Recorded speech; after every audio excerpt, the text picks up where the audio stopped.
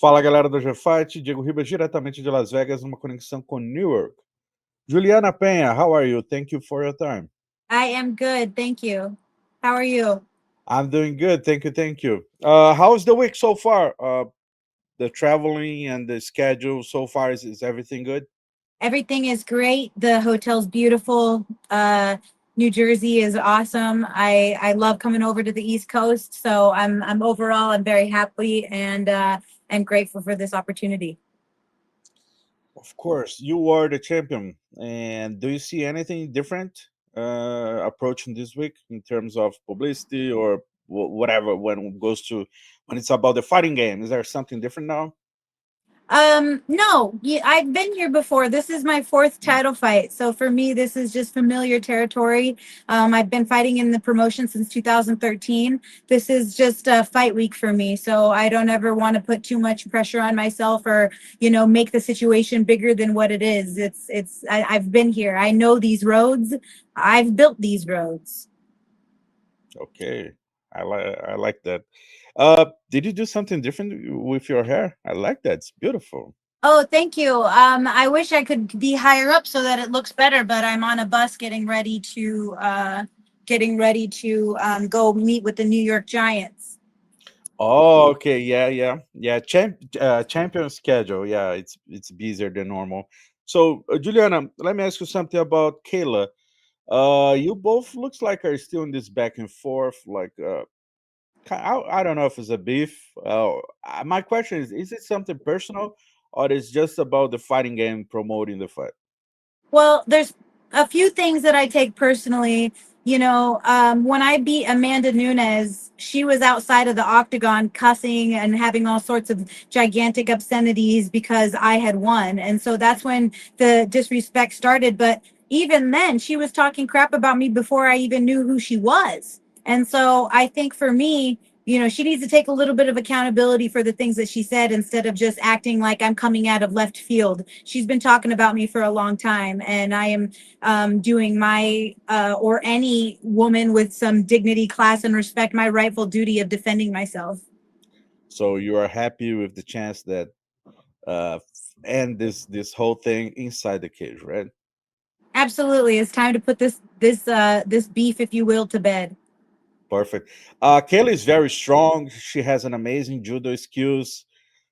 How can you beat? How do you beat her? When you see the matchup, how would you break down how skill by skill the matchup?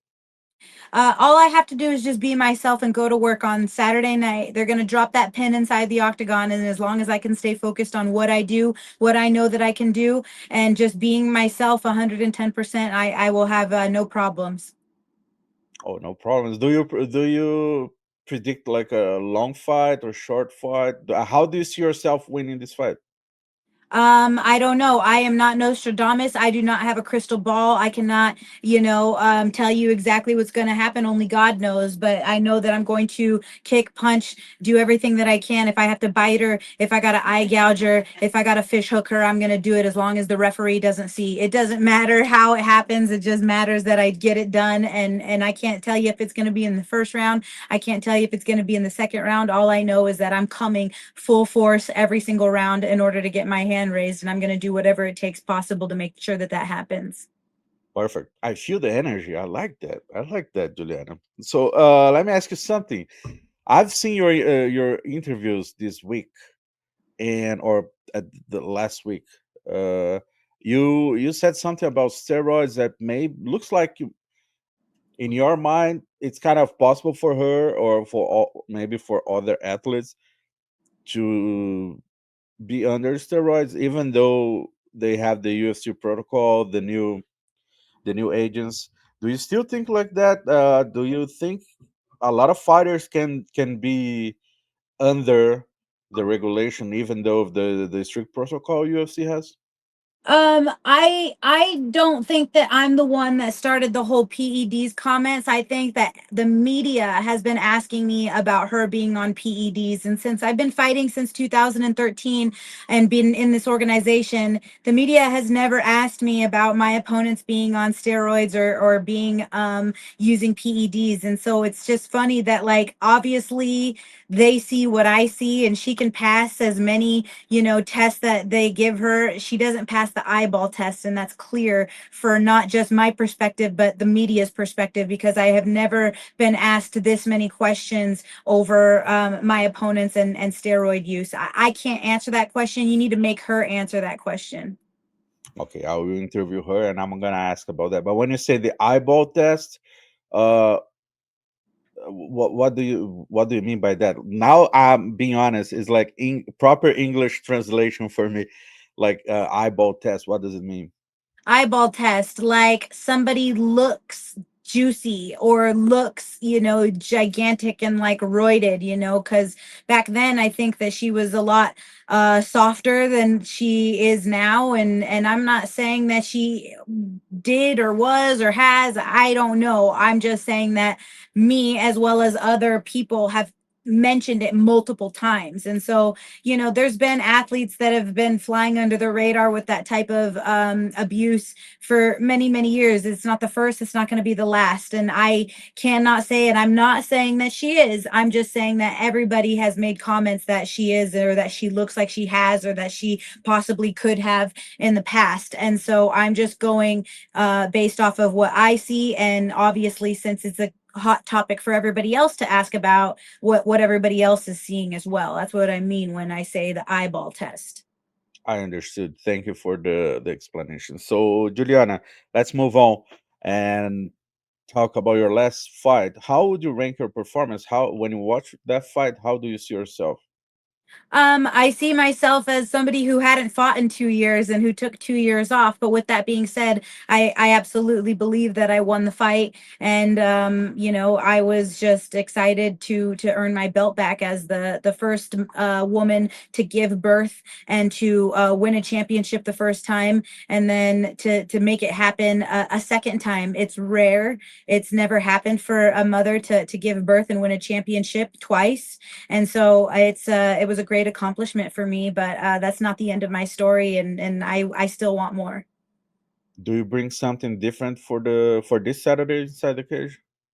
Yeah, it's mom strength. I got the mom strength, I got the mom power, and I think that that is something that gives me extra motivation. I have something more to fight for. It's not just myself in there. Perfect. Moving forward, Amanda Nunes is the next step for whoever wins this fight Saturday. Uh, you and Kayla were vocal about it, like you both would appreciate to fight her. So through the last few months or even years, after she retired, you said that you wanted to fight her again. Why did you want that so bad? Well, I don't think it's out of the realm of possibility considering that she's going to come back after this fight. I think that she retired too early. And I think that she knows that. I think she missed fighting. And I think that she should have just said she was wanting to take a break as opposed to exiting and making this dramatic exit about retiring, because here she is again trying to get back in the limelight since now the division has moved on without her. But when she retired, did you think at that moment, okay, she is coming back for sure? She's just having a break, or do you think at that moment maybe she would never come back? How did you No, there feel was about? never a point in time where I didn't think she wasn't going to come back. I knew that she would. And that's why when she started retiring, I was there cage side booing her, because I knew that it was just a bunch of, drama big drama show that she was just doing. I don't know why, but I just knew that she was going to come back. I never believed for a second that she'd be done. Okay, and then she retired. Now she's Hall of Fame. Now she's coming back. At in certain point, it makes even bigger the division. It's better for the division, right? Brings more attention, right? When you see the selling part. Of course, especially if it's going to be a third trilogy fight. That's the biggest fight that there could be made in women's combat sports. But there's a lot of talk about Amanda right now, and I don't really care about that. I have Kayla Harrison on my I sights know. on Saturday night, and that is my focus. I understand for sure. So that's my last question.